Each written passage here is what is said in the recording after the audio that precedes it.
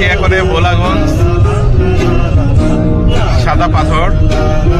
ওই তো দেখা যাচ্ছে ভোলাগঞ্জ 1 কিলোমিটার। সামনে বিশাল পাহাড়,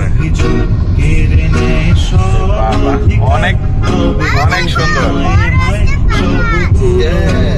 কত বড় পাহাড়, কত উঁচু। ঢেকে দেয় আধার, তবে কি থাকে তোমার, বলো কি থাকে আমার। যদি ভালোবাসা সরে গেলে